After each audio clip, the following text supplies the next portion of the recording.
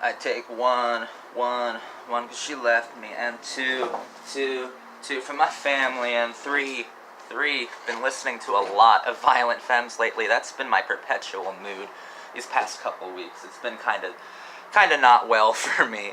But today we're doing Christopher Nolan versus David Fincher. This was suggested in a back and forth I was having with Eric in the comment section, I believe, in my Annihilation review. I could be wrong about that, but that's where I believe this suggestion was given to me. And these are two very popular filmmakers, and not a whole lot of prep work was done on my part before making this video, as if any is ever done. I think you guys know that this is, I want to be authentic and just real with you guys, and to be as real as I can without trying to make any enemies. I can't hide my bias. I think David Fincher is great, and I think Christopher Nolan is a pretty disappointing filmmaker. I only I like Memento, I like The Dark Knight, and I like The Prestige. And if you asked me right now, I probably like The Prestige the best out of all three. I think The Prestige is actually pretty fantastic. I'm not going to pretend to be edgy and say some harsh derision or criticism of that movie. I think The Prestige is great. So I wanted to ask people who actually did like them, and I went to my Twitter, which really wasn't that fruitful, you know. I really didn't like the responses I got on there. They didn't make sense to me. I couldn't qualify them in any way that was beneficial to this kind of video. So I went to, I work construction basically. I do refractory work. I do concrete to make cremators or cremation chambers, incinerators that cook dead bodies, whatever. And some hard working dudes.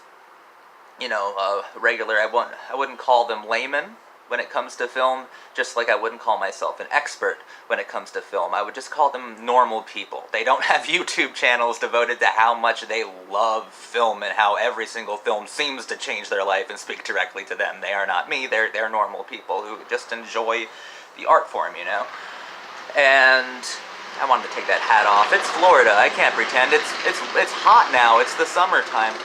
But I remember running these things by them, and their eyes lit up immediately. Christopher Nolan and David Fincher are very mainstream filmmakers, but they are mainstream filmmakers that have that are intelligent, that do bring something to the table that is Hollywood. And their eyes lit up when I was like, so who would be the better filmmaker? Who do you like more, Christopher Nolan or David Fincher? And I was really taken aback by the concepts they brought up almost immediately. I asked people in the electrical department and in the metalworking department, and they immediately went to the concept of justice, which probably wouldn't have been the angle that I would have gone to when comparing these filmmakers. Because as I said at the beginning, I probably couldn't do this objectively, because I think Christopher Nolan is incredibly unimaginative, except in The Prestige. I think he's pretty unimaginative, and I think that David Fincher is at least consistently very good, and every 3 or 4 films he has something that is pretty masterful. I am a David Fincher fan, most certainly, and I think Christopher Nolan is one of the most overrated directors of all time. So I was shocked that they used justice as a lens, and it brought a lot of complexity, and I was just listening to them going back and forth, and I interjected every once in a while useless facts to make sure they were on the right track, kind of idea. But they immediately went to justice, and they immediately framed it from Memento and The Dark Knight and Dark Knight Rises versus films like Seven, right? Films like Fight Club and films like Panic Room. Films like The Girl with the Dragon Tattoo. The concepts of justice on each side. And what they came down to, and I'm really just going to use theirs, because they are the target audience for Nolan and Fincher. They go out and they see every single one, and Gone Girl, they brought up everything, right? And I wouldn't have used justice as an angle, but these guys are, 10 times smarter than me when they really are engaged by a topic.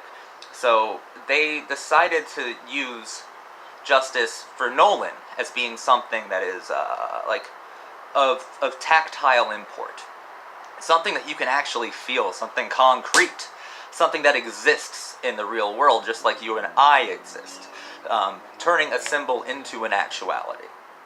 Then they looked at Fincher as justice being dealt with in vagaries, and typically in pessimistic ones as well. And I thought that was an interesting conclusion that they came to. I can't say I completely agree with it, but I can see where they're coming from. Like, they would compare the ending of Seven to the ending of Memento. And the ending of Seven is final. It is absolute. It is it's the end of the line.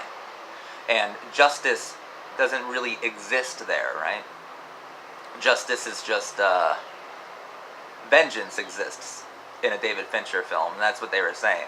For David Fincher, justice is a vagary. Vengeance is the only true form of justice, and they would use Fight Club to kind of like support this idea.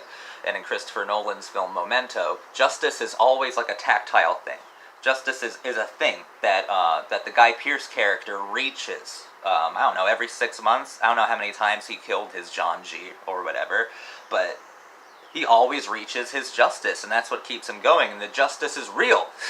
The justice is an actual thing that he successfully accomplishes. It's just that justice is what keeps him going, what keeps him motivated. His idea of justice, his idea of getting the person who destroyed his life, and holding it in his hands, and being so happy in that photograph, right? Justice is a real thing in a Nolan world.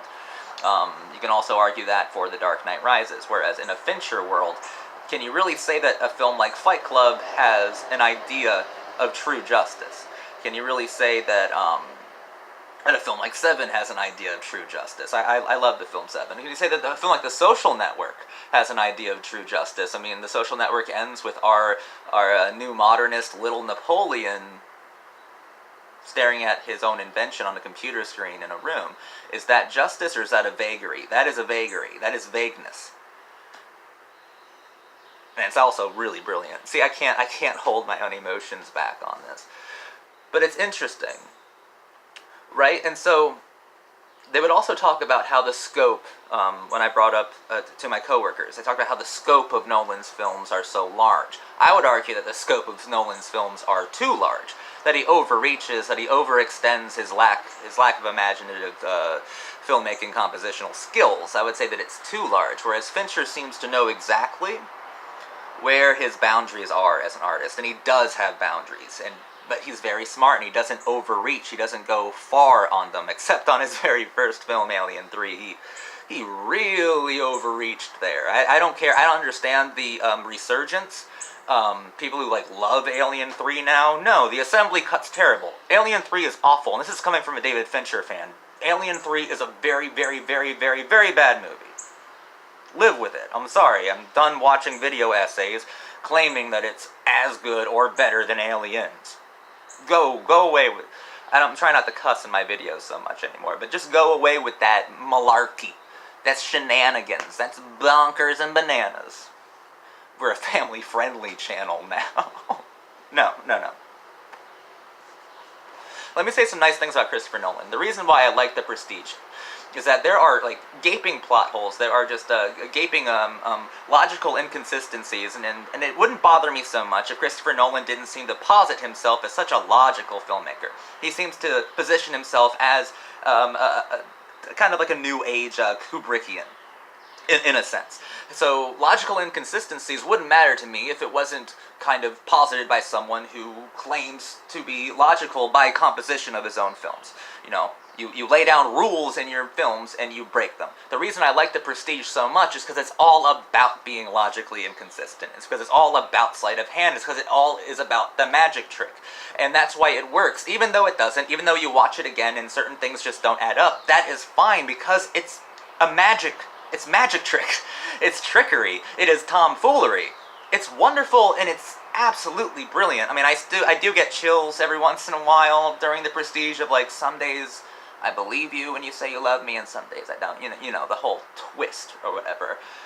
That is really good writing and framing, and The Prestige was really well acted. But I give The Prestige so much credit because Nolan not only sets up that the film is supposed to be logically inconsistent, but also that the film is sleight of hand, magic trick, and trickery, and that film is also has the justice angle as well. Hugh Jackman receiving what is a very finite form of justice. You know, the Dark Knight, the Batman trilogy.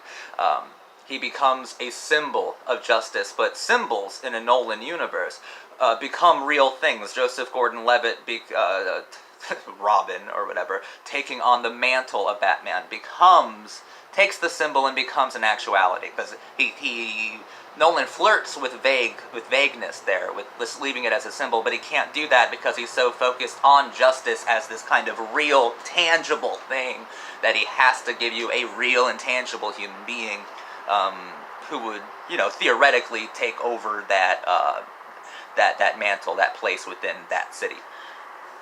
And so I guess what really happens is it begs the question, is justice a real and finite thing, especially within a scope as large as Christopher Nolan's was? Or is justice better served vaguely?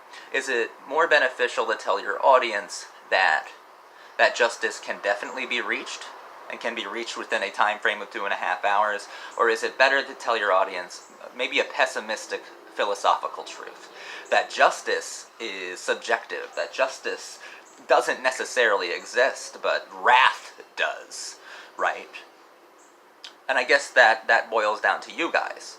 You know, what do you think personally? Personally, I think that David Fincher's philosophy is far more engaging than Christopher Nolan's. I think that the idea of justice as something that you can touch, as real as you or me, is just as boring as Inception was. Just as boring as given an entire dreamscape to play with, and it looks like the real world just with curved roads. Ever been to San Francisco, man? It's really not that impressive. I think that Nolan's scope is it's artificial. He makes it seem so large, but it's actually infinitesimal. He makes this giant scope, this giant, he sets up this giant blank canvas, only to tell you that justice is a very real thing. Justice is something that you can feel, whereas Fincher's scope is considerably smaller, it's tighter, and yet it's populated by abstractions. Justice is an abstract concept, and it doesn't even exist within this kind of smaller framework. Whereas Nolan's is artificial. It's all artificial with him. But the ploy, the trick doesn't work on me. I know that you're trying to make me think that your film is this giant epic, but the ideas in it can be condensed down to objectivism, like the most boring form of objectivism too, like very small forms. I think a lot of Nolan's films also has objectivist philosophy in it, specifically The Dark Knight and The Dark Knight Rises, certainly. Even Dunkirk in a couple ways as well.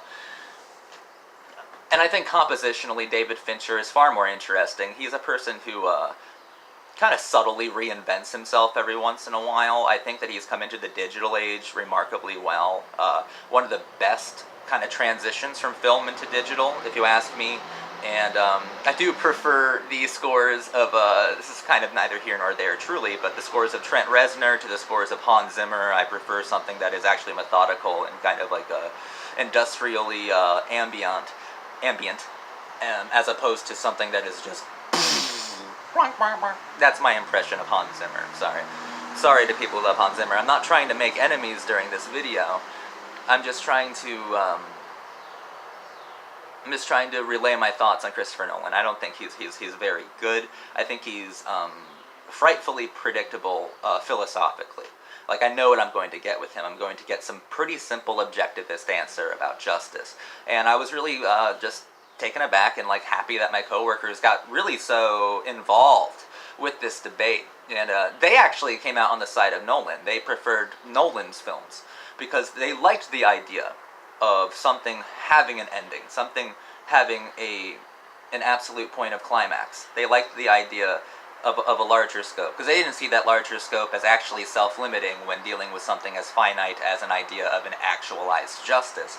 They saw it as something that was, probably, I'm putting words in their mouth, but probably in the idea that, this world is so huge and our lives seem so huge, but they could actually be boiled down to something very simple and we can all come to the same conclusions about that. In every video, there's some... I try not to curse. in every video, there's just some really unfortunate soul who just drives by super loud in his souped up car. I'm sorry, I should probably end this video anyway. I hope you found value in it. I definitely had fun making it. But